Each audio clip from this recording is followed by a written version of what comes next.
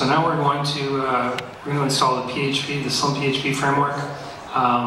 We're going to do that with Composer. Anybody heard of Composer? Okay. So Composer is like NPM, which I guess a lot of you didn't hear of NPM either. Okay. It's a package manager. Okay. Dependency managers are great. They're your friend. Sorry, am I getting heckled? I think I'm getting heckled. No. Okay, enter app API.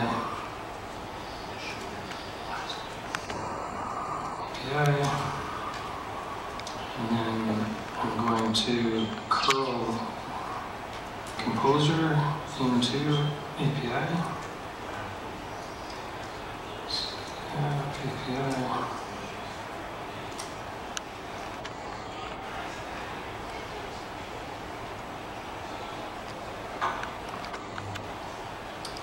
And we're downloading Composer. Anybody use any package managers or dependency managers at all? Anybody? Throw a name out there. Rob does. Who? You're talking behind a booth. Chocolatey. Chocolatey? Never heard of it. Okay.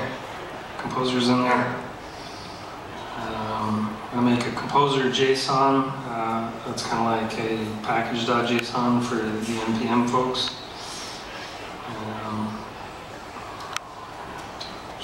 Composer JSON.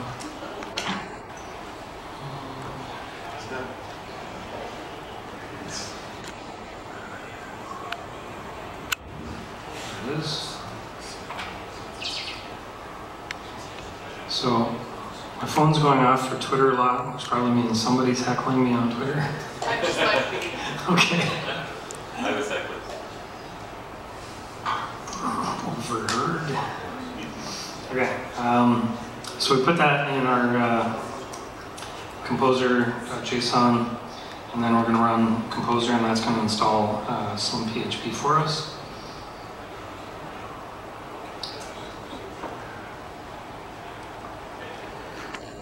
Anybody familiar with namespaces in PHP? Sort of. Okay. Yeah, that's one of the big advantages of a lot of these new frameworks with PHP classes and like true object-oriented coding, which is beautiful. With a few scripting languages that does. Okay, so. This is beautiful. We've got Slim installed. So we're going to create a index PHP file.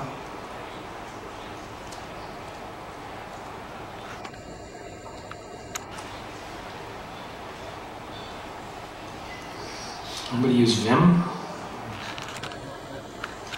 2 people. I'm really striking out here. Where was that?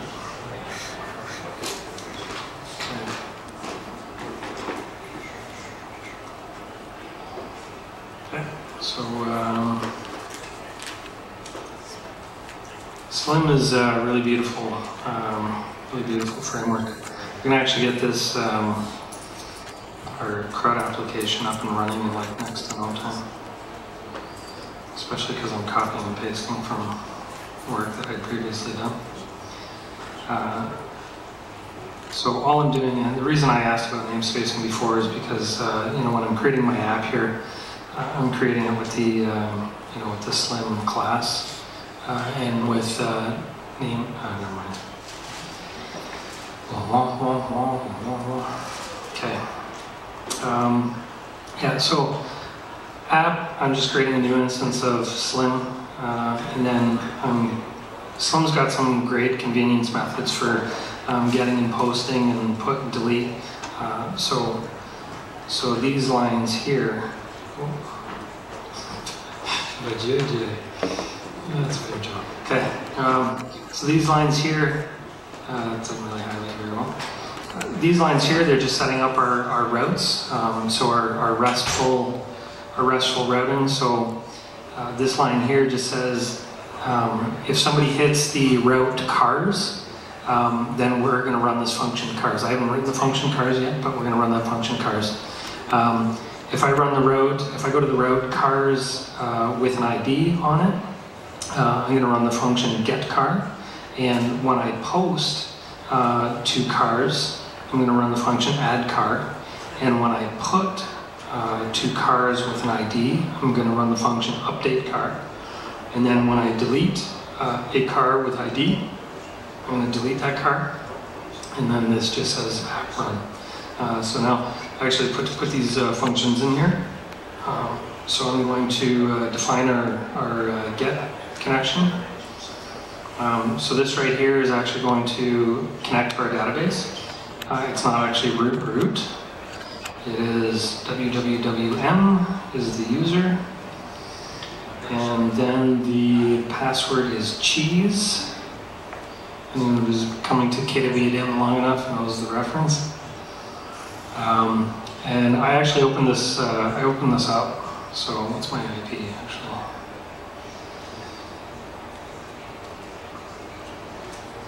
So for anybody who likes to mess around with SQL databases and queries, maybe I shouldn't do this. What's my IP address? I can't read that myself. What is it?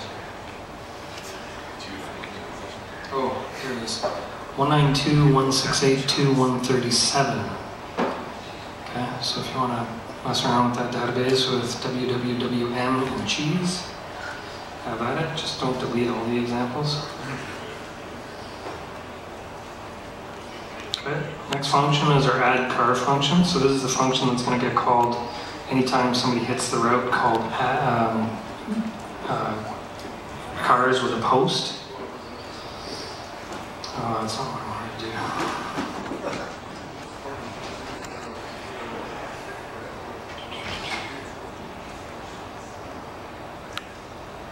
P, not control E.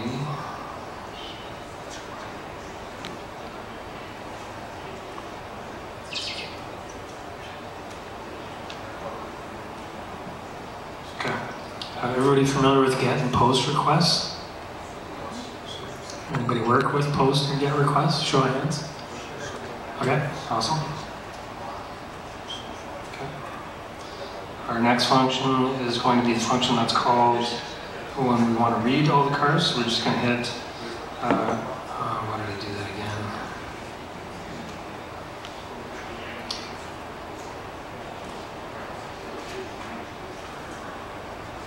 So I was working all day today in Emacs editor.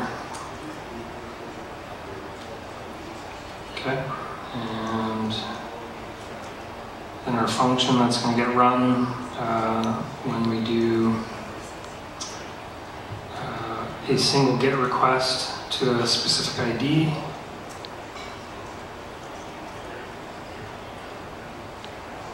And then a function when we want to update, so we do a put to a single ID car.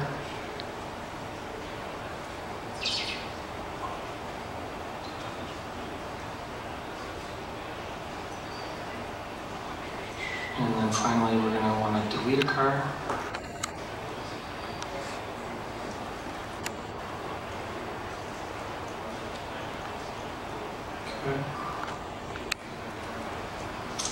And I actually say test this in Postman, but I'm not going to. Live demos are not about testing. Okay. So on our front end, going to want to install Lodash and REST Angular. So I decided to go with these just because for time constraints. It's easier than writing a whole bunch of stuff.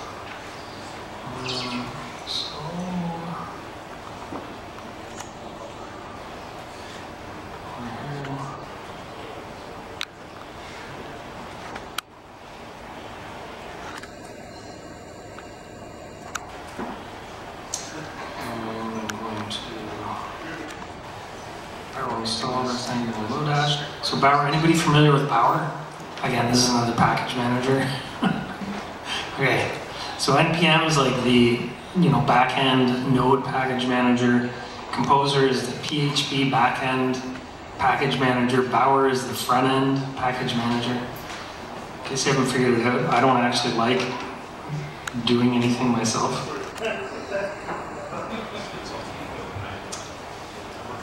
Okay, probably don't need to do this step, but I'm going to use grunt wiredep to actually wire up those dependencies.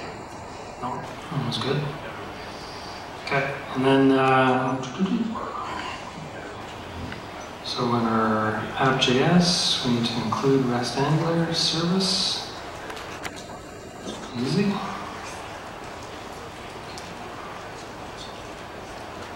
So my app.js, I'm going to find that in scripts, app.js, put that right after touch.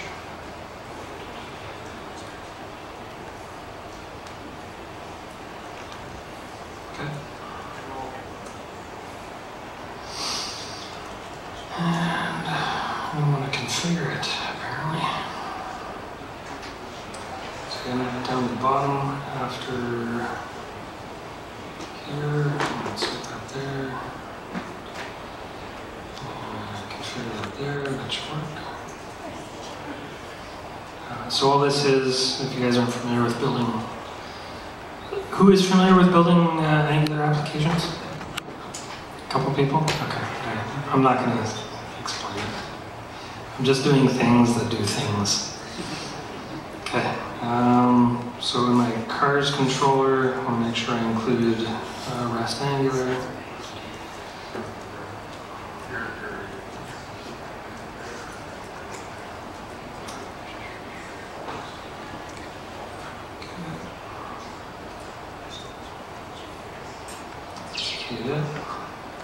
Phone's going nuts. Who's mocking me? Everybody. Okay. Now we're going to create our handlers. So this is in cars controller. So we're going to delete the basic stuff that's created by Yeoman. Oops. And put it back in.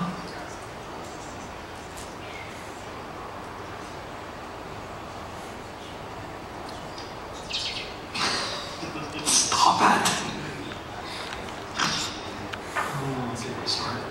Okay.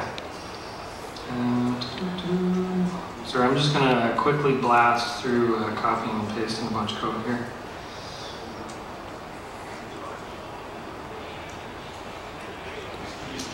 REST Angular, the reason I'm using it over like resources or HTTP is because it offers a bunch of really nifty CRUD conveniences.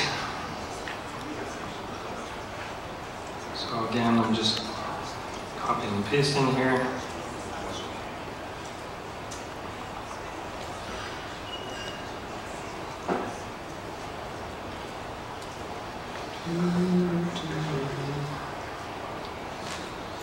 So a lot of times you put, the vast majority.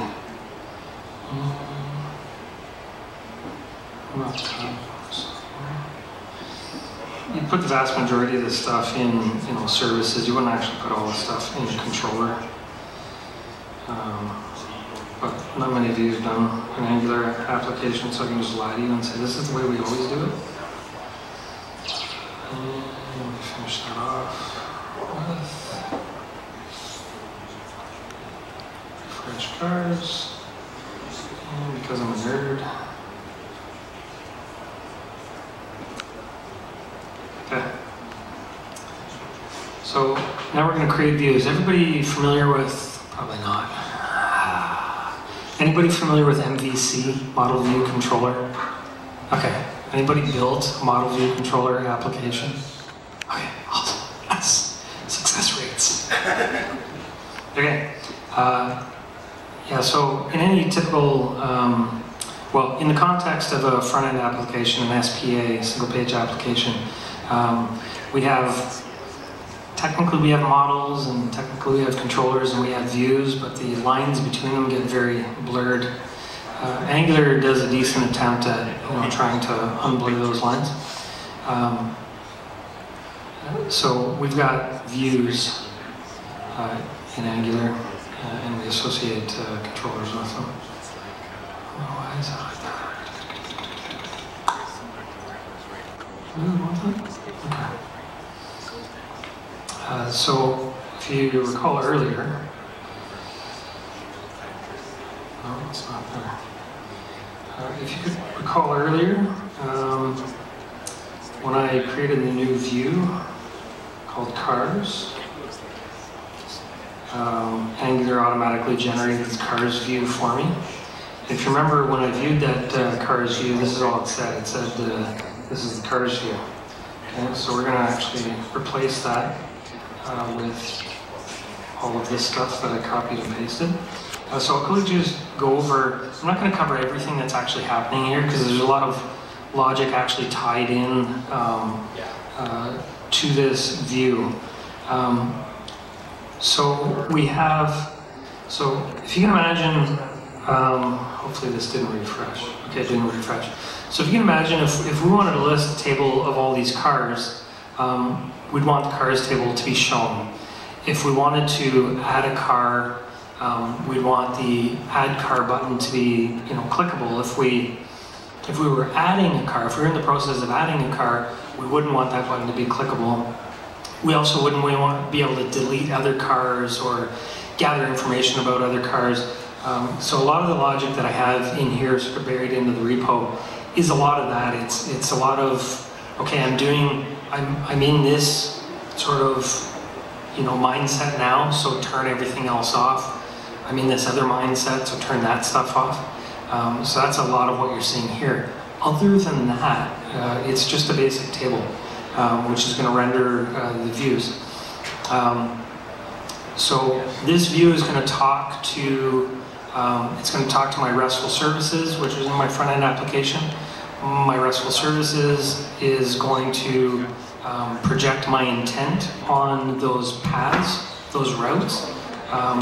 Those routes are going to be translated into post and get requests to my backend, which is Slim PHP, and then Slim PHP is going to translate those into fetching data or updating data in my MySQL database. Okay, I understand. So, provided I've saved everything, and I'm still running my application, if I refresh this, okay, so we have now a view, a single page application view that is rendering information that matches this database right here. Okay? So to prove that this is live in real time, I want you to look right here. So I've got a, first row, I've got a Porsche 928 SI 1995, dream car. I wanted that my whole life, except now when I look at pictures of it. So I can delete that right here. So automatically my view updates. I didn't have to refresh the browser. My view automatically updates. And I go over here and I refresh my table view. That Porsche 928 is now gone from my database. It's like literally gone. Okay? So no page refreshes, anything like that. So say I want to add a car. Okay, somebody give me a make. Anybody? Mazda? Okay. Okay, we got a Mazda and a Heckler. What? Miata. Oh, what? Like that? Yep. Wow, okay. Does it come with a package? Have Alex. Okay. And year? 2004. 2004. Okay. So I've saved that, and now you'll see in the last row I've got a Mazda Miata XL 2004. Come over here to my database. Boom, right there, last line. Mazda Miata 2004. Okay. If I wanted to update that to, say, to 2005, okay, I've now updated that. Come over to our database. Boom, 2005. Okay. So what I was talking about with all the embedded logic that I've put in here, is edit visible, all the different model components and whatnot. A lot of that ties into, so you'll notice like all of these fields, I can delete or edit any one of these cars. As soon as I click add new car, these are inactive. I can no longer click on those. So that's where a lot of that logic that I was talking about are sort of embedded into there. So there's things like that that I have to keep in mind. So I want to cancel this. You notice that cancel and save. When I'm in add a car mode, they say cancel and save. But when I'm not, they say delete and edit. Same thing if I go into edit mode, they say cancel and save. And all of these things, you can see in this particular mindset, I can't delete any of these other cars, but I can quickly switch over and edit any one of the other cars if I decide that I do want to edit that. So anyway, so that's what, if you're looking at the repo, which I hope a lot of you do, just so you can learn to make a full-blown web application. Like, would that take me, like 15 minutes, half an hour kind of thing? Hour and a half, I don't know. 35 minutes. 35 minutes. Okay, so 35 minutes, and I built a full-on decoupled RESTful web application with a front end and a back end and a database in 35 minutes, and we can add, update, and delete cars.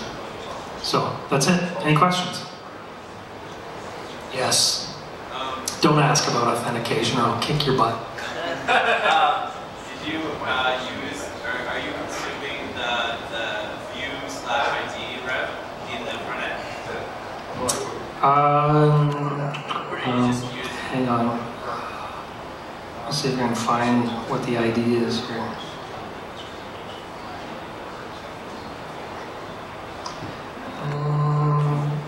Yeah, I can console it out. They're like in the 60s. It's in the database. They're like in the 60s. It was in the database. Yeah. 64, okay. So,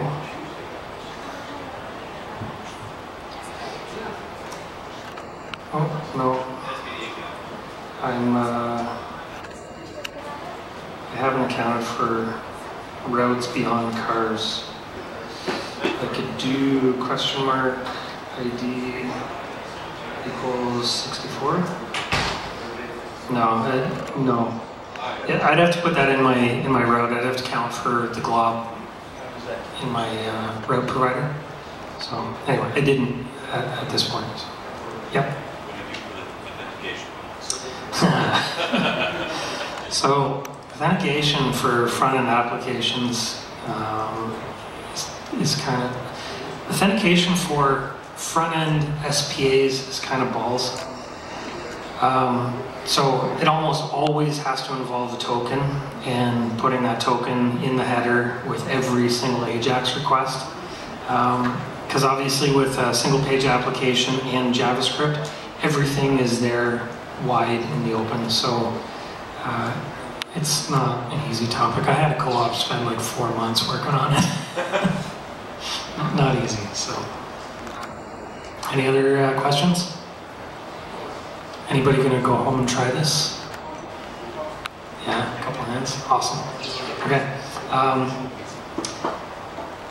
if you want the URL, is the URL posted for this repo? No? Can you post it?